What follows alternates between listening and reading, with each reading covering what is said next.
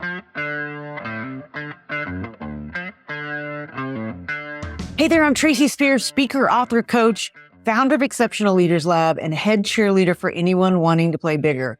This week, you're going to hear from somebody that I've been trying to get on this podcast, I think, for 3 years.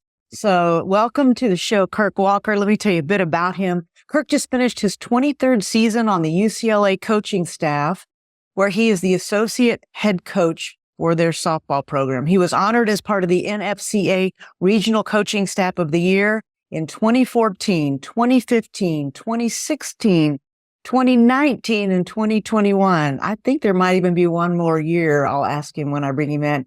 He is the Bruins third base coach and has helped UCLA to 7 NCAA championships and has 18 Women's College World Series appearances across his 2 coaching stints. We're going to talk about that. Walker returned to UCLA after spending nearly 2 decades at Oregon State, and he is the all-time winningest coach in program history and the 5th winningest in Oregon State history, regardless of sport. Amazing. Walker has also earned coaching acclaim away from the collegiate level. He was named one of 12 coaches to form the USA Softball National Team Coaches Pool to the 2004 Olympic Games in Athens and served as an assistant for the USA Elite Team for 3 summers. He was also the head coach of the 4-time USA Women's Major National Champion California Commotion from 1996 to 1999. In addition to coaching, he also plays at a highly competitive level. Kirk was named the most valuable pitcher in the summer of 2015 after winning his first national championship as a player at the NAFA Men's Masters 40 and over National Championships in Carson City, Nevada. He claimed his second national title in the summer of 2019 and was named to the All-World team for the 6th time. Wow. Kirk earned his bachelor's degree in kinesiology from UCLA in 1988. I can't believe we're close to the same age. You look so much younger. The Woodland Hills, California native has an adopted daughter, Ava, and is a visible and vocal advocate for diversity and inclusion in sports across the country. He is one of the founders of the Equality Coaching Alliance and the LGBT Sports Coalition. Walker also serves as a founding board member for the nonprofit Sports Equality Foundation, which we're going to talk about today, along with being the chair of the UCLA Athlete Allies Committee for UCLA Athletics. He was named as one of the top 100 most powerful and influential LGBTQ people in sports by Outsports. Oh my gosh. And I could keep going on. You have so many accolades. Welcome to the show, Kirk Walker. So glad you're here. Well, I'm excited to be here. I'm a little tired and exhausted after that introduction. So thank you very much for what happened in my life. I reduced that bio. Like I went, down the rabbit hole trying to find all things Kirk Walker. And there's so many things to talk about. So I want to just kind of jump right in, but I want you to tell the audience a bit about you. Like, where are you sitting right now? Give us a little, where are you from?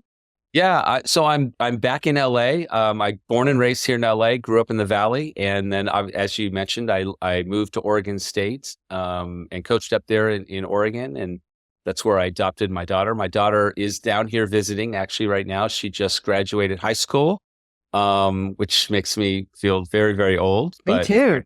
Proud. Yeah. And, but I'm currently living in West Hollywood, and I'm in my apartment upstairs in my bedroom. So it's nice. So have you always, born and raised in California, as I know, but tell the audience a bit about your journey, where you grew up. Yeah. I grew up in the Valley, just a suburb of LA, and sports family. My 2 older brothers, my younger sister, all were athletes. I actually got into coaching because of my sister. I kind of stopped playing in the sports that I was doing, and I just started kind of at age about 14 or 15. I kind of just started spending time with her team, her travel ball team. And when I was 17, I won my first national title as an assistant coach, helping that team out.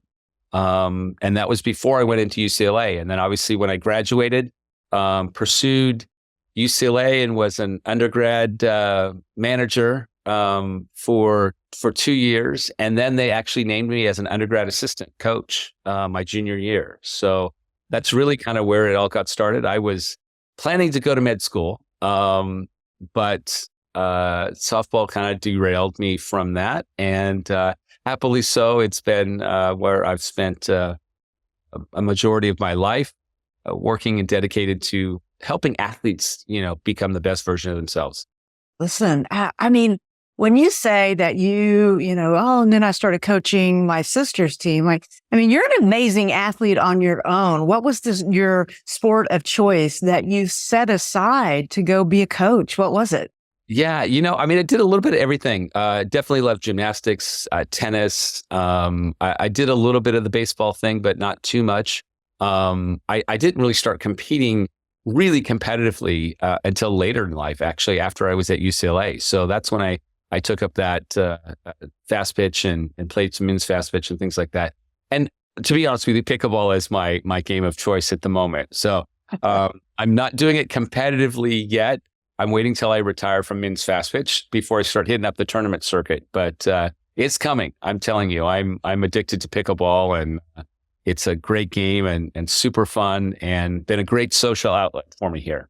Well, as competitive as you are, I know for sure how that ends. I see you on podiums with giant medals, as I'm seeing a lot of my friends that are really jumping into that. I have not done it yet. Oh, let's get you out there. I know. I feel like I'm missing out for sure. So I will say it's a great social outlet and meeting a lot of people. Well, there you go. Yeah. That might get me out there for sure. I'm in awe of what great shape you're in. I was surprised that we're close to the same age. I think we are the same age, but you seem so much younger, like you're out there still playing and competing. And I gave up that part of my life so long ago. So I'm kind of in awe of you, brother. You're still doing it. Well, it helps to be around it, practice every day. I think it definitely being around the athletes keeps me young, and it keeps me kind of engaged, and I'm throwing batting practice daily. So I don't know what's going to happen to my body when I retire and stop throwing batting practice every day. I might be a little too heavy for the pickleball court, but we'll see. Hopefully the pickleball will keep me burning calories. So I swear to you, you're like the 10th person recently. I'm gonna have to get into this thing. I'm just gonna have to jump in. So listen, you and I met, and I'm going to just take us back to, I think it was 1989, 1990. I don't know if you remember, but I remember you and I were clinicians for the Junior Olympic softball program. Cindy Bristow hired us both. And I remember I think I was in it a little bit before you were. And I remember when she said, Kirk Walker. And I was so intimidated by you, as I was like, oh my gosh, she has all this collegiate experience. I was an athlete, but I wasn't the coach. And you come in, and I remember the very first week, and I'll never forget it. And I was like, oh my gosh, I don't think I'm going to say anything. I'm going to just, be in the periphery. You could not have been more, I think, approachable and lovely. And I instantly fell in love with you. And I was like, oh my gosh, I really enjoyed all that time together. When you look back on that time, how long were you with the program, by the way? I can't remember exactly how many, but for quite a while. It was obviously you and I came on board, and you were part of it. And then Mona Stevens and I actually took the lead with it, even after Cindy kind of moved away to the ISC. So ISF. So yeah, for quite a while, a number of years. And I love that. I love coaching education. I think you and I are cut from a very similar cloth of wanting to help people be the best version of themselves. And so coaches clinics to me were great. And I loved that format that Cindy created. Obviously, Cindy is brilliant. And the hands-on aspect that she created for the coaches was a different way to do a coach's clinic, right? Not just talk to them about it, but we actually got them up and sliding on the floor and throwing balls and doing the drills so that they could actually get experience of what it felt like. So I loved that. And it definitely helped to create a passion for teaching with me. And I love, like, to this day, coaching education is still one of my my great passions.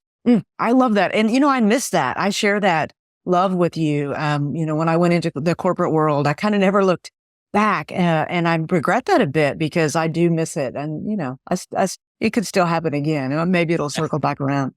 I think during all of that time, though, what I remember is I'm at the end of my career, when that's kind of happening because it was, I was just getting out of college, which is the end of your softball career as a softball player back then, unless you go into other leagues.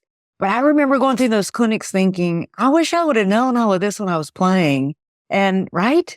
Yeah, definitely. Well, that's the interesting thing is that I actually kind of came into the sport a little bit backwards, right? So I wasn't really playing men's fast pitch. I wasn't really, around it. I taught myself how to pitch because I was catching my sister and teaching her and going to see Don Sarno and, just being around this sport. I took in a lot. Well, I didn't play my first men's fast pitch game until Sheila Cornell at the time, came to me and said, "Hey, I'm playing in a men's league and they need pitchers and you throw batting practice every day. Have you ever played in a men's league?" And I'm like, "No." And it was pretty fascinating because I had been coaching at a pretty high level before I ever played really in a competitive game. And it's kind of backwards, but I realized that the coaching and learning the sport and teaching the sport really instilled a love for me in the game that was different. So I came about it differently. I will say Sharon Backus used to always say that she believed that you should umpire and coach before you ever have to get to play. And she said, that's the way that the sport should be done. Because if you're a player and you don't appreciate umpiring and you don't appreciate what the coaches are doing, you're never going to really be a great athlete. And I've always remembered that. I think that's true. I got out of college and didn't have two nickels to rub together and thought, I'll umpire. I think, what was it, $8 a game or something? And I was like, yeah, I can do this. It was the hardest job I've ever done. It was awful. Yeah. Right. All right. And to have that appreciation, right? Our athletes just don't do that. So I would love to figure out how we can get more of our athletes umpiring, even if it's at the youth level, to be able to experience that. So, yeah. Yeah, it's a lot. So you're playing at this very high level. I want to go back though. The name of the podcast is Shift Out Loud. It's about all the shifts that you made. Looking back, like what are some of those shifts? So you shift into coaching with your sister. That's a huge shift. By the way, does sister go on to play college ball? She did. She played at UCLA. She's 2 years younger. Played at UCLA. Was around in 88, 89. Those years. Won the national championship 2 years. Played shortstop. Nice. So she was around, and then went on to play with my women's major team, and also played on the national team for many, many years with Dot Richardson and that whole crew, and played for the Breakettes. So yeah, she played, had a very storied career and did a great thing. She was in the top 25 to make that first Olympic team, but that was as far as she got. That's far though. Quite Wow. far. And she's obviously one of a great athlete and one of the best athlete in our family for sure. So way better athlete than I was. So. I interviewed Barb Jordan not too long ago, and we had a big conversation about that process. And I'm just going to put a pin in that to my guest and say, Cindy Bristow, there's a podcast out there, and Barb Jordan, some really funny stories though about some of that time during that. But to be on the front row of watching your sister do that, but also you played a prominent role in that. So is that one of the shifts? Let's talk about that shift. Yeah. There's been a lot of shifts actually when you think about it. But certainly shifting as a 15-year-old into a coaching role. I was an assistant coach with my sister's team, the competitive travel ball team. But at the same time, when I was 17, I actually became the head coach for the B team, the junior varsity team, or whatever you want to call it. And it was a younger team, but I was the head coach. And I look back on that and I realized that I spent most of my youth in a role where I was coaching athletes the same age or slightly younger. And I realized that I shifted my whole perspective on just responsibility and things that I was doing. And I was always in a coaching role. So it was rather interesting. And the same thing, when I shifted from being an assistant coach at UCLA and then becoming the head coach at Oregon State, another major shift in and leadership and just understanding how to be and how to interact and how to understand. I will say one of the things that Cindy taught both you and I back in those days was that they never care how much you know until they know how much you care. That's right. And that statement could not ever be more true at every level that I've coached, including the Olympic level, and certainly the collegiate level. Knowledge is key, but if they don't understand and value who you are as a person and what you think about them, it doesn't matter what you know. Amen. I think that's true. It is even true in the boardroom, like in corporate, right? Like Really? I do think there's that. Yeah, for sure. You can't lead anybody into the future until you can connect with them in the present. All those things. I think all those things that you and I learned early on are very true. Listen, can we talk a bit about that shift from UCLA to Oregon State? Because I didn't see that coming.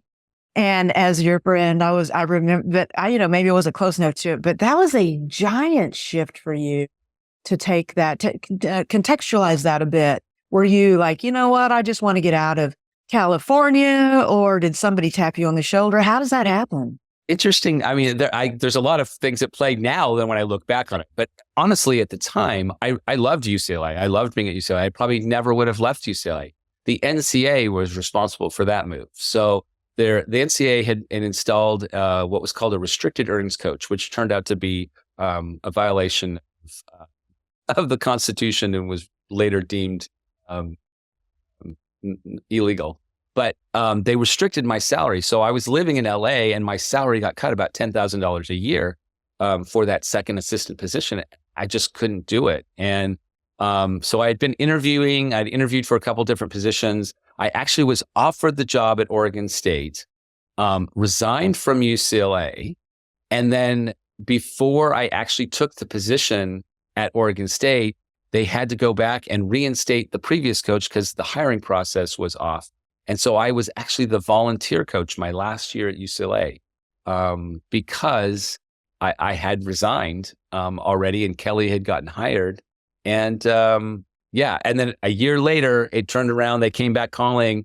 And sure enough, I had shifted to the party planning world. I was going to do something totally different, get out of coaching. And I didn't know that. Yeah. And I was doing corporate and high school party planning. What? And I enjoyed it. It was great. I enjoyed it. Oh, I bet you're great at that. But I definitely missed the coaching. And we took our road trip up to Oregon State. I was with UCLA as a volunteer coach, and we went up to Oregon State, and the athletic director came up and said, I apologize again, and we're going to open the position up, and we're going to make sure that we do everything correctly and cross all the T's and dot all the I's and, do it again. Is there any way that you would be interested or apply for it again? And I said, actually, yeah, I've spent the last year doing some other things and I realized that coaching is what I want. And I said, I will come up there again for the interview. And if it feels as right as it did the first time, I'll consider it. And it did. It was great. It definitely changed the trajectory of my life.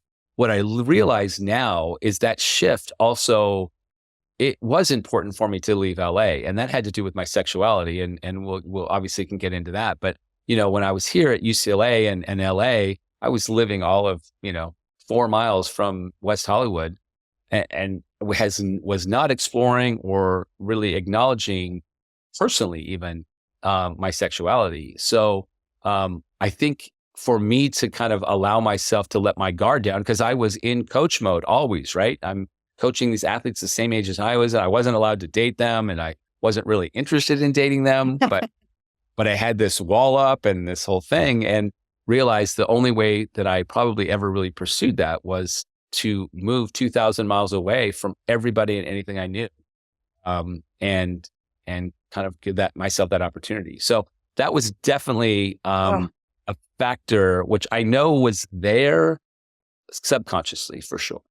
Yeah. Well, that was at a time that would have been a liability for you, right? Like you wouldn't have had the luxury of coming out or being authentic. So why explore it? Why, right? I mean, I look back on that time too and think, I often say on this show, what a chicken shit I was, during all that time. But yet I also really appreciated having a job and was afraid of losing a job.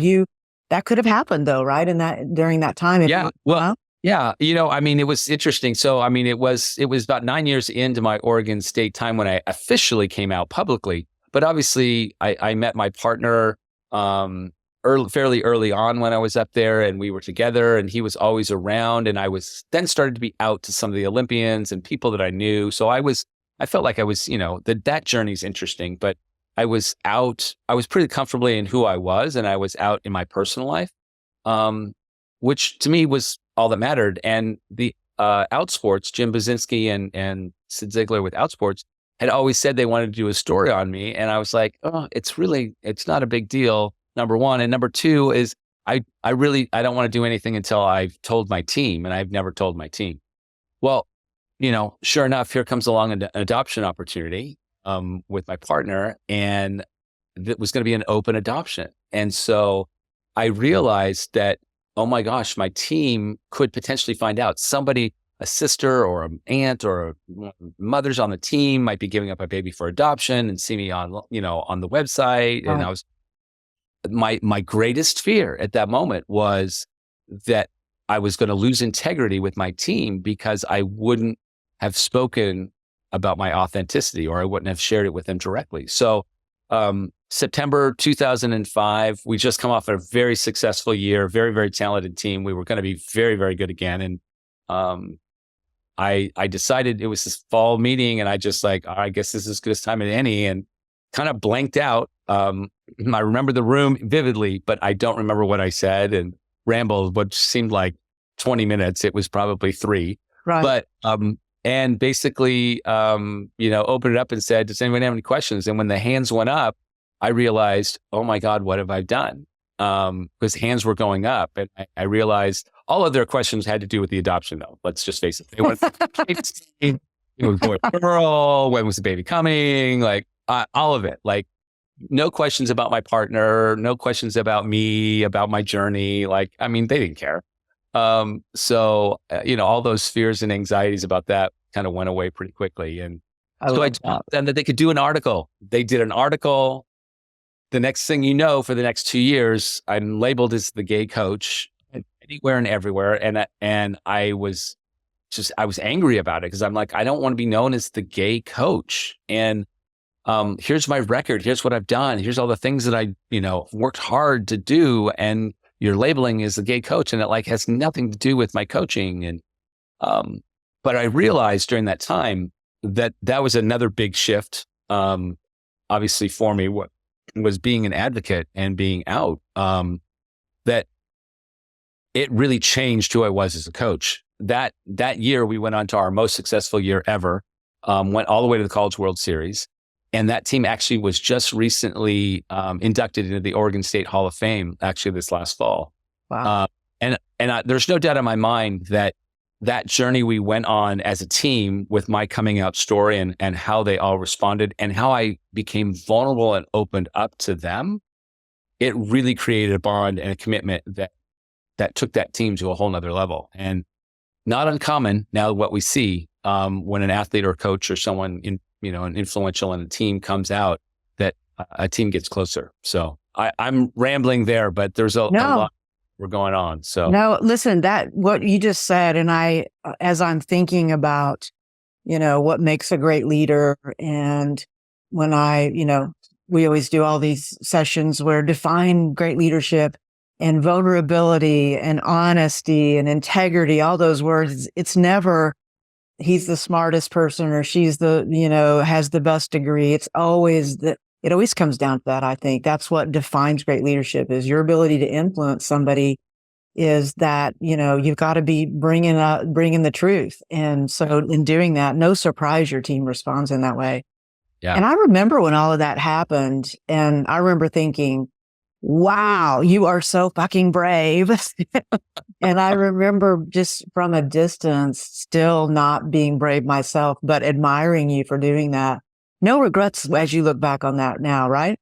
No, I mean, the only regrets is that I didn't do it sooner. I think we all that have been through that process, I think 90% of the people, probably a greater percentage than that, wish they would have done it sooner. I think finding your authenticity really allows you to be the best version of yourself. And And it really, especially as a leader, I think you're spot on that it really allowed me a great shift to who I was and how I was viewed as a leader. And sometimes those shifts that we go through are not necessarily based on more knowledge that you've gained or more insight. Sometimes it's just being more accessible, more relatable, more vulnerable to those you're leading. And you said it so well. So I do think that those shifts really probably some of the biggest shifts that I went through as a leader. Mm. So you're in Oregon. You're the 5th winningest coach, regardless of sport. You were there 18 seasons. Is that right? 18 years. Yeah. Yeah. So tell us about that. So everything's going great. Oregon State's it. You're having all this success.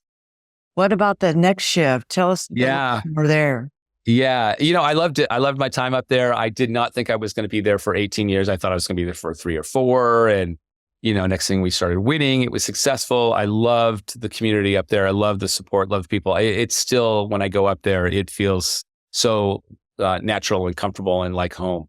The people are amazing. So it really was a great experience. And I signed a contract with Bob DeCarolis, the athletic director, and it was a 3-year contract. And I had been like this with him. I'm super close with him, and I had been, but I had been like this because I was fighting for the opportunity to be aligned with our baseball coach. We were hired the exact same year. I had had far more success than he had early on.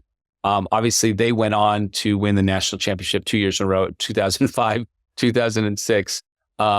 Great friend, loved supporting them, went to Omaha, was there with the team both those years when they won the national championship. But I was fighting with him about my contract. And finally, it had gotten to a place where I had a contract that was aligned pretty closely with Pat Casey's and at the time anyways. And so I had been like this, but I signed a contract and I had a 3-year contract sitting on my desk to extend it. And I knew in my head it was going to be my last contract. I was planning to retire after that contract. And literally it was sitting on my desk, and everything that went down at UCLA, Gina Vecchione, Puppy, you probably know and have played with or played against, was leaving UCLA. And that was kind of a big deal. She was my first assistant. And I was obviously super close still with Kelly and Lisa. Kelly was the head coach because I coached both of them at UCLA. And so I was on the phone with Kelly, helping her through some, tears and what are we going to do and who should I hire? And we were stumbling through stuff. Sue Enquist got on the phone and Sue kept saying, Kirk, you need to come back. And I'm like, that would be wonderful, but it's not really in the cards. I have a family, I have a daughter. I've got my life doesn't just, move like that. And so we laughed about it. Wouldn't it be great? Because Kelly, Lisa, and I had always talked about coaching together when they were athletes. And so we laughed about it. Well, the laughs, 3 weeks later, the laugh turned into, oh my God, maybe we can do it. They went to the athletic director. They fought for, some salary things. And I was like, oh my gosh, am I doing this? And really the thing for me, which again, you will be able to completely relate to, my passion for the UCLA program, that was home to me.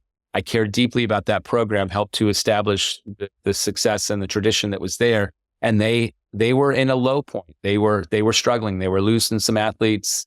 They were not having the success on the field. There was definitely some things going on with Kelly's transition. And I just said, I need to get back there. And Sue said, you're the one that needs to get back there and can help Kelly and Lisa get this right. And so that was the move. So I took the back seat to an assistant role and packed up my life and my family, and we moved down to LA. And it was a big shift for sure. And I'm sure you've got questions more about that, but it was really about the program. So yeah. But you did that for the love of the program. And, so you didn't sign that next 3-year contract that was sitting on your desk. Let's talk a bit about that conversation. How did that go? Because he didn't see that coming. Yeah. Bob Careless, an amazing athletic director that I absolutely adored working for, was a softball coach at University of Michigan before going into administration. So I had very close with him. So I stepped into his office and I said, his office was beginning to be done. So we were actually in the weight coach's office, which is where he was positioned. And I walked in and he said, "Hey, how's it going?" And I said, "Oh, it's going good." I said, "But you're not going to be very happy with me." And I sat down and we had a great talk. And I just said, first and foremost, I want to appreciate everything that you've done for me, everything we've done here, blah, blah, blah. I said, but I'm going back to UCLA. And he was quiet and he was super quiet. And I could tell he was thrown. And before he said it, he said, well, before we talk more, he's like, I just want to make sure. I said, I understand this. He said, this is not about money, right? I said, no. He's like, okay, I just want to make sure before we have this conversation because I will go there if I need to. And he said, but this is not about money, right? And I said, no. And so it really was there. And then to be honest with you, an amazing thing happened that still floors me to this day is that, we talked about why and just had a great conversation. And then the next thing he said, okay, what's my next move here? He's like, you built this program. You've been here 18 years. It's literally your program. What's my next move? What do I do? And to realize that I wasn't retiring, like I was going to be in an opposing school.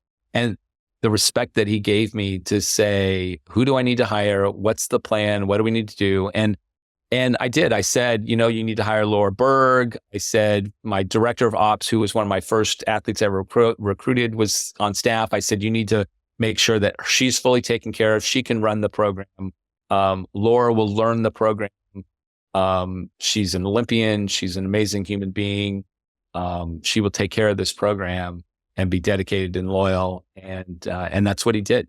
And forever grateful that he gave me that opportunity.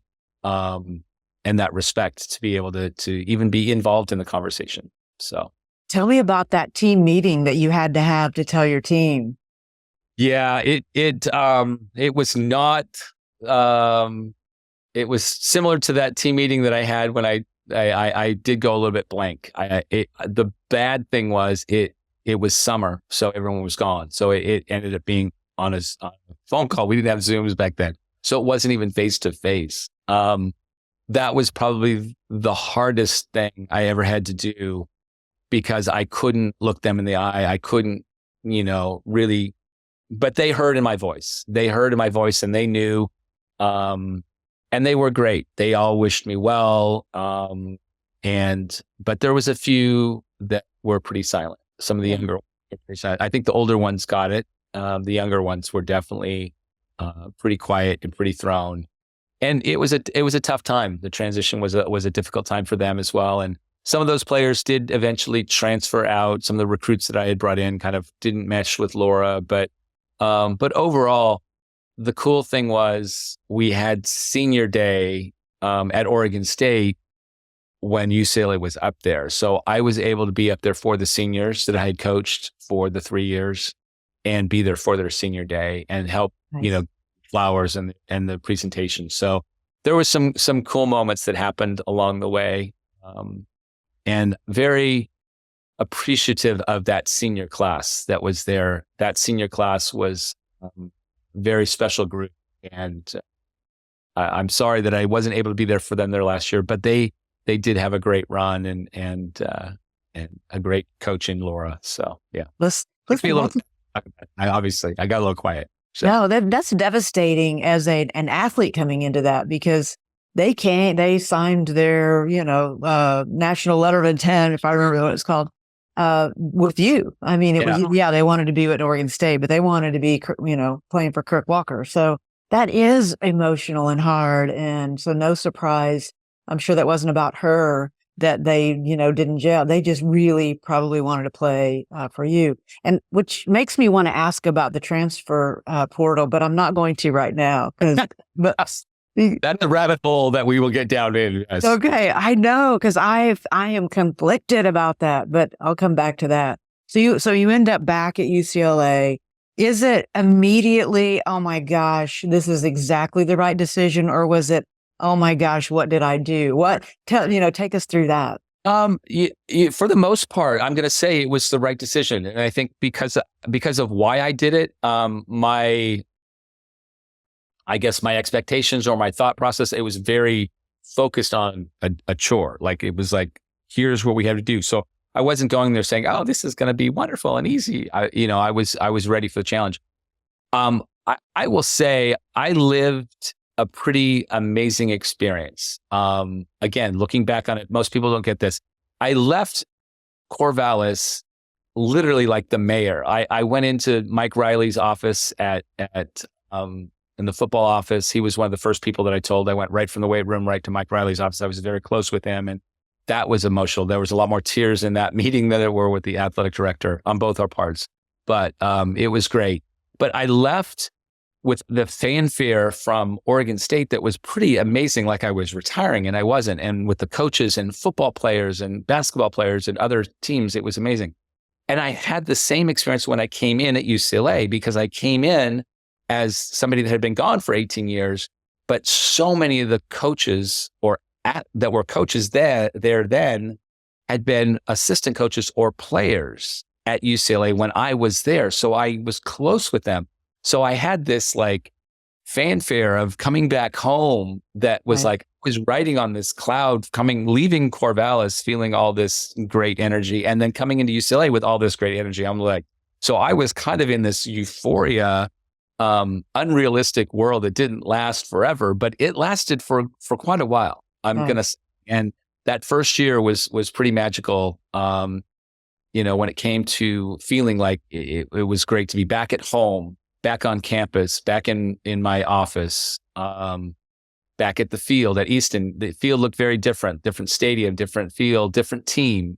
So with the players, it was definitely different, but the alumni and the athletes and coaches and the administration could not have been any more just ecstatic that I was there for a while. Like I said, for most of that year, it felt pretty special. Nice. And for the listeners that are maybe not as in tune to the softball world, I mean, the UCLA, like it is the place, right? Like it is you have more national championships than any other school. You, continue to be that, I think, program, but in that space where you're talking about, it was a bit of a rebuilding. And so for you to get to go back, so you are riding high, you leave, but you come back when it's a little bit, you get to bring them back up to, what we now know of their program. I mean, that's pretty special, right? Yeah, it really was. And it was definitely, again, another shift in leadership roles and responsibilities. So I went from being the head coach and being able to make all these decisions to being, an assistant and trying to help lead from behind somebody and helping that person who I had coached now get her righted, right? And get some of her things cleaned up that were not sitting. So we spent a lot of time till 2 a.m., in the office meeting one-on-one. And then when we left the office, it was like I moved back and her kind of do her thing. But so it was interesting. It was hard in many ways to take a back seat. And then the relationship with the athletes changed, right? So I was, when I was an assistant, I was the fun guy. Everyone wanted in my van. Then I went to Oregon State. I'm the head coach and nobody got in my van. I'm like, that's right. Guy. And they're like, no, you're the head coach. And I'm like, but I'm still fun. They're like, yeah, but you're the head coach. Right. So that was weird. And then going back to UCLA, I'm coming back as this alumni, this guy that they had been coaching at Oregon State. So they'd seen me as this other guy and then coming in to be an assistant. So there was a weird transition. Again, I'm going to say that group of athletes is a group of athletes that's very close to my heart because of what we went through. And that, that's the Steph LaRosa and Ali Carta and Maddie Mobley and there's a bunch of them that really mean a lot to me. Sam Duran, and that were really important to me owning my role. And they were so appreciative of me coming back. I think because they wanted to win and wanted to be successful, but also because they felt like I brought so much experience to the tradition of the program. Right. So yeah, it was definitely a shift in role. So I had a little less pressure. I felt like I still had the pressure, but I had a little less pressure on me. And I kind of was able to evolve and be a little bit more laid back and be with them through some of the hard stuff in a different way, right? I led them from within more than always from above. And that's a different leadership, still very important, still leadership, but very different. Yes. Well, it takes different muscles, right? For sure. Yes. That's a great example. No doubt. So how do you shift? So you're there, you all start winning again. How do you do it? I did pretty quickly. Yeah. Yes, you did. When does the advocacy, become such a big part of your life? And I do want to talk about that. You can talk about it whenever you want, but I don't know if there's another shift you want to describe before we talk about the Sports Equality Foundation. Yeah, that shift happened obviously while I was still at Oregon State. So it was 2005. So there was, the last part of my career at Oregon State, it really shifted. Obviously, my passion for advocacy really was starting to match my passion for coaching. And it kind of scared me and kind of excited me at the same time. But I kept getting labeled as the gay coach. And, so Nike came on board and Nike signed me right away. Actually, right in the middle of all that happening, they were super excited. I'd never been with Nike, and I got up onto Nike campus, and now I became the the gay ambassador to Nike. So every time there was an athlete or somebody fairly high profile that was LGBT, they would say, "Kirk, we need you to drive up." So I would drive up and form around campus and be there with Mike Parker and the CEO. So wait a minute. What does this mean? Do you get a lot of swag? Are you on a contract with them? What does this mean? Oh, yeah, yes, and yes. It was always lots of swag. I was very fortunate to have a lot of great connections at Nike and spent a lot of time at the employee store up there. But that would just bring up, and that would do lunches and then tour around. And I spoke on campus, to the whole their whole campus. Nice. For LGBT events, did couch talks. So I was a part of some incredible events. Nike, a very progressive company, had really made the statement. They're like, we want the first out athlete. We want the first out pro athlete. Like, how can we make this happen? So I was became this gay ambassador in the sports world and was helping them connect to people. And so that was really starting to get me going advocacy wise and helped them launch the Be True campaign. And when that Be True campaign was going off, it was that we had started a step back. So I had come down to LA, was recruiting. I met with Sid Ziegler and had dinner one night with some LGBT sports people down here. I got a chance to meet Dave Kopay, who was an icon of mine, who was the first NFL player to come out and had wrote his book back in the 70s. So he had been around, but no one ever else had come out. And, he said to me, "You're doing what I dreamed of doing. I knew I wanted to coach. I always wanted to coach. But when I came out, I knew I would never coach." Right. So to see you coaching as an out gay man, he's like, you have no idea what that does for me. He said, because I never thought that I would ever see that in my lifetime. And so all of those things started to kind of really realize I had an opportunity and a place in the world. It was kind of coaching over here, and then it was advocacy over here. Sometimes they meshed, but more times they were happening in separate veins and separate worlds. But my opportunity to come back to UCLA, part of it was, okay, here I am at Oregon State. Yes, I've had all this opportunity, advocacy, but I'm now going to be hired. I'm now going to be the first hired out gay coach, not just the first LGBT or first coach in Division I athletics. And I'm going to be doing it at UCLA. That's a whole different platform. That's sure. Stand to be on. And so I all of those things kind of led me to say, this is the right move. This is the right time. And literally when I came in at UCLA, it was immediately, I jumped right in because I now had experience with all of this with Nike and everything else. And I jumped right in and I'm like, okay, here's the department. Here's what we need to do. We need to get this next. Oh, we need to do this orientation with the athletes. We've got to do this with teams. These are the speakers I can bring in. We're going to do this. And they were great. While I was at Oregon State, the vice provost actually gave me a budget to bring in speakers and to bring in people. And there was some amazing people. He literally, was like, you tell me what you need. It had nothing to do with athletics. He's like, we will bring these people on campus. Nice. Like I started to have some of those same inroads at UCLA with the chancellor's office, and it was really exciting. So to me, it was getting to kind of get my feet dug in two different veins at UCLA, which was very, very near and dear to my heart, obviously as an alumni, but obviously as somebody that cared about the campus as well. So what is the, yeah. Right. No, listen, for me as somebody that wants to help, and yet, I know that you and I have talked over the years, I should come out and do the things.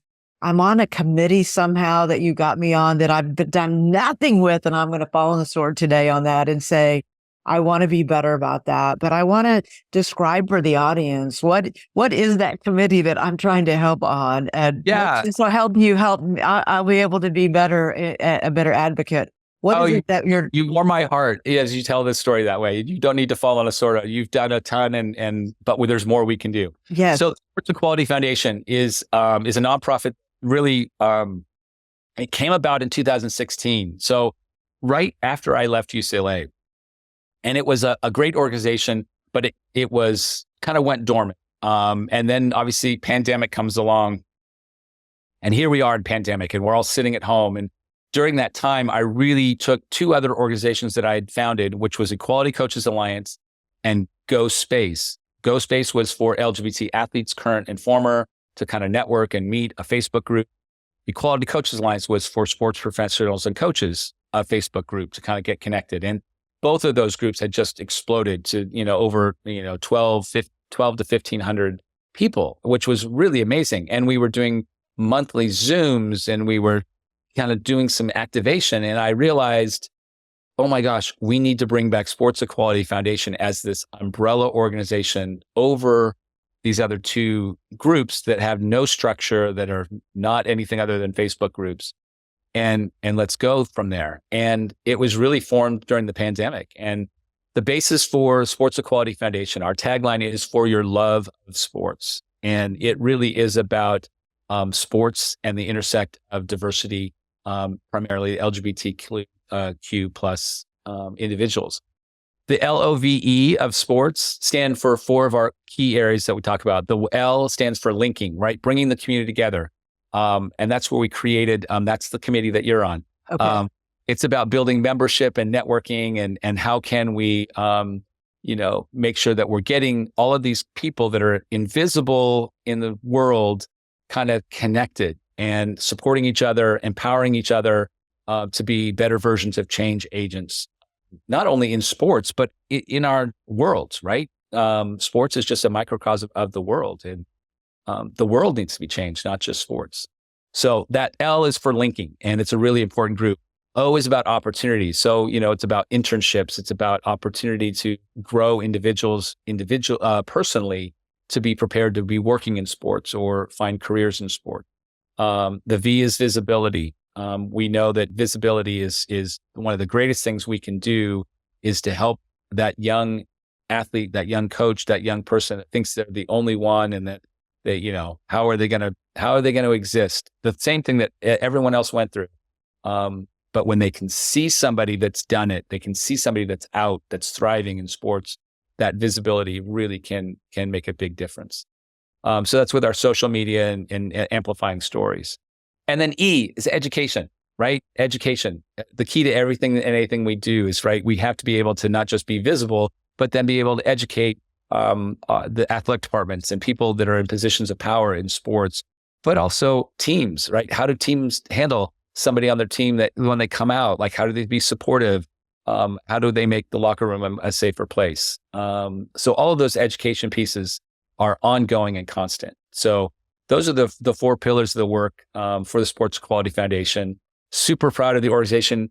Robert Goman has taken the lead as our president of our board and is doing amazing things right now. And I roped you in on a committee, and we're getting going, and we're getting some things going. And yes, we'll always want to try and get more from you. But what you've brought so far has been really great. So you're being very kind. And I'm going to say, every time I talk to you, I did get on a call and I hung up going, okay, I'm going to just do all the things and help. And then, with my travel schedule and all that. So we'll talk offline, because I loved the energy of that meeting, of what you're trying to accomplish. And as I'm sitting here listening to you now, I can't imagine that you don't have a lot of people that hopefully will listen and will want to help. So I want to make sure before we hang up how they can, find out more information and how they can get involved.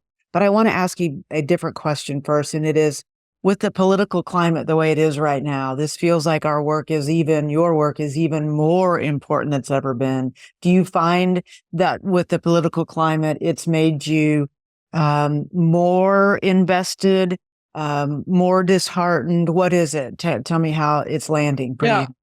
Yeah, that's a great question. I do think that it's one of those things that it's like it's ever evolving, but ever the same. It's a little bit of Groundhog's Day, and you feel like you go forward, you go backwards. I feel like in society, it's the best time we've ever had in society. I think when it comes to the divisiveness of politics, I think it is one of the worst times that we've ever been in, but not different than what it's ever been before. So I do think that there is a need to continually to be visible and to have the conversation. There's a part of our community and there's a part of the regular society that's like, why does it matter? Why do we need to talk about it? Just exist, just be. Why do you need to come out? And I understand that. Even within our own community, people are like, well, why does it matter? Like, this doesn't matter.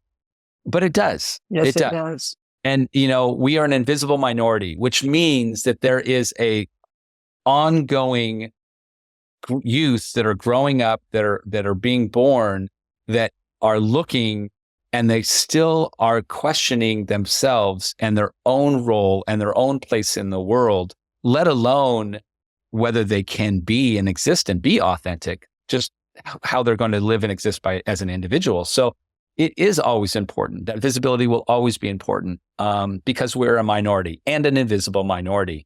Does it mean we all need to be jumping on floats and waving flags all the time?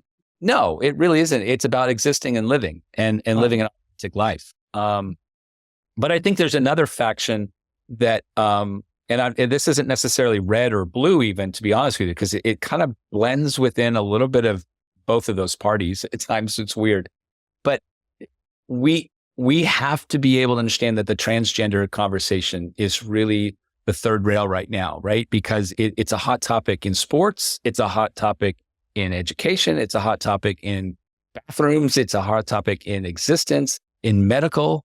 And I think there's so much unknown.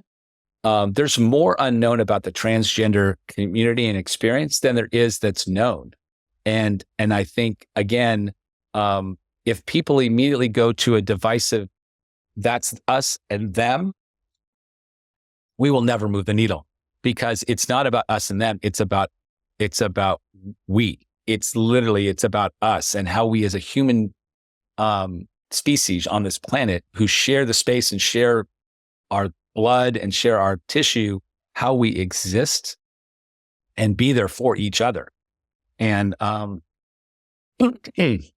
there's never a good time to have conflict, but it's a good time to have great conversations and listen.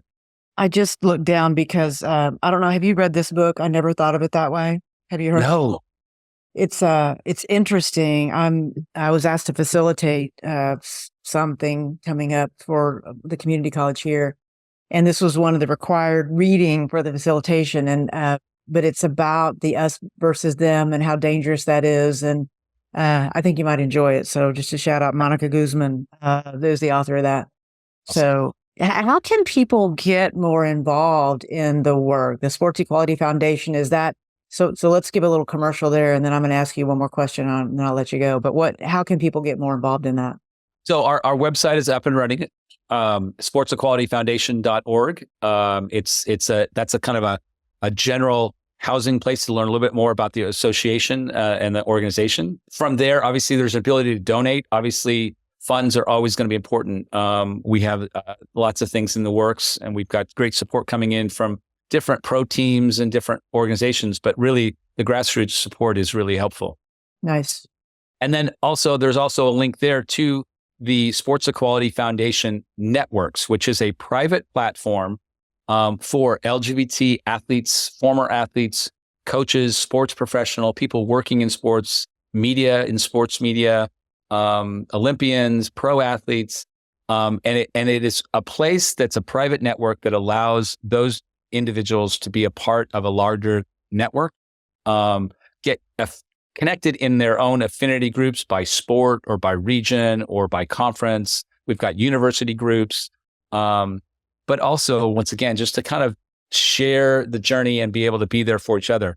The nice thing about that network is that you don't have to be publicly out, right? So we do still have a lot of people that work in sports or are in sports that are not yet there. They're not publicly out. They may be privately out.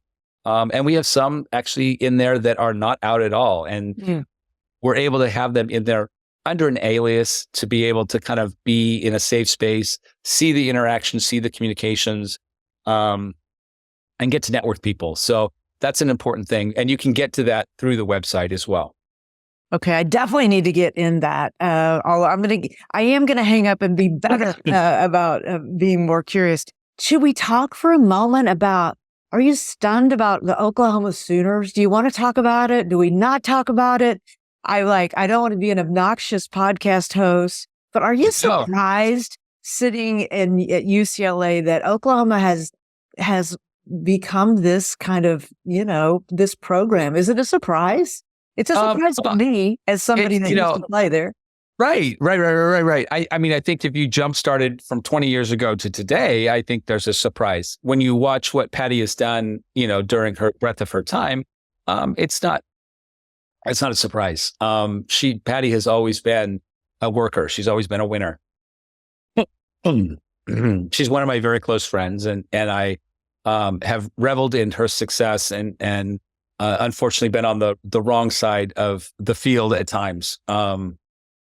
But also have been, like I said, appreciative as a fan of the sport of a lot of the things that they have done and been able to push the envelope for the sport. Nice. But yeah, I'm still coaching. So do I want to beat them? Do I want to? Yeah. Was I disappointed that they got the 4-peat? In some ways, yes. Obviously, UCLA was the only program that had won 3 in a row. And so that record was broken, obviously, this year in them winning 4th. So there's a little thorn in my side that goes, that's a bummer, because that was something that I was a part of that existed. Yeah. At the same time, I go, great for her. Close friend. I value that friendship, and so it's good. Thank you for all the nice things. And I don't want to be obnoxious about it, but I do watch that as a fan, of course, as an alumni. And of course, as somebody that played there long before that winning was ever a thing. And the idea that there are a bunch of people now moving about the world that never played a 4-year career, that they did not win the national championship, is just mind-boggling. You had your team, as you said, and you mentioned it 3 years in a row. That was mind-boggling. So I think just that and the visibility that that's bringing to our sport has been so exciting. So I won't make you say any more about it, but thank you for playing. What's the next shift for you? The next shift. Well, I mean, retirement's coming. I mean, it's certainly in my windshield more so than it's in the long distance. And that's going to be a shift. What that means. I think for me, it's just more opportunity to figure out what it will do. But I've learned to slow down a little bit and just appreciate a little bit where my feet are, because I know that where my feet are it's a good place to be, and there's plenty of things to do. but I also know when I step forward and move forward, there's going to be more things too. So I don't really have to say, oh my gosh, I'm anxious about what is coming or what's next. I guess I'm pretty comfortable knowing it doesn't matter what's next. There's going to be opportunity there, and I'm ready to kind of see what it is. So, to be continued. Wow, that has me super curious and excited. I don't know what it'll be, but I know it'll be big because it's you. And I can hear in your voice the excitement for what's next. And listen, I'm just going to be right here cheering you on, as you know, for sure. So I was going to ask you, what is your, do you have a mantra that you live by? I don't per se. I think, the one that I mentioned, which is Cindy really instilled in us, which is, they don't care how much you know until they know how much you care, has really always driven my coaching world, my coaching life. And then the other one that really is the two words that really resonate with me are integrity and passion. And I do think that the integrity piece, and I realized that integrity piece really became a big part of when I had to tell my team. Like, I was so worried about them losing the integrity with them because we talked about, be authentic, and do what you say and say what you do. And, don't be afraid of the hard conversations and blah, blah, blah. And here I am not sharing information about myself that's really relevant. Yeah. So I was so worried that was going to affect my ability to coach them. Right. Because I would lose the integrity. So I think the interesting thing is, even coming back to UCLA, is that integrity is really important to me with the athletes, because the interesting thing is that today's athlete demands more of their coaches. Interesting. They demand more integrity and more authenticity.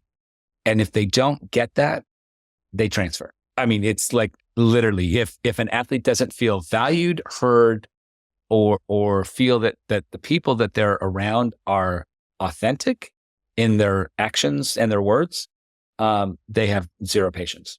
What do you think led to that? Yeah. What led? Because for you and I, we just did what we were told, right? Like, it didn't. Yeah, all of that would have been so. Sucked it up, and somebody wronged you or whatever. Is like you were mad, whatever, and then you kind of figure out how to get over it, and then eventually. Right. They just dump. And I don't know if I don't know if it's really the world of social media, that they have so much access to so much information, false and accurate. Like, it just, like, they want to know exactly, like, they want that transparency to know, and they want to sense and feel. And if they don't sense and feel that integrity or that authenticity, they are the first one to call it out. And right. Wow. I like of each other too. You're like, wow, it's interesting. So the team dynamics, the culture thing is an interesting thing. It can be really powerful, but it can be really hard to really solidify and get, because if somebody on the team is not really being authentic, they have zero patience for that. Just a giant thank you. I love you, my friend. Thank you for making the time to be on here. And is there any final thing that, how people can reach you if they want more information? We heard about how to find sportsequalityfoundation.org. How can they find you in particular? Yeah, well, I mean, right now, currently, I'm still coaching at UCLA. So you can always get a hold of me through UCLA and track me down that way. The one thing that's nice about being old is that you know a lot of people. So they're probably, I have a lot of 6 degrees of separation from a lot of people. And so, I'm an open book. I love to be able to be an advocate. I love to be able to be a resource. My availability is pretty, open, when it comes to things that matter to me. So, yeah.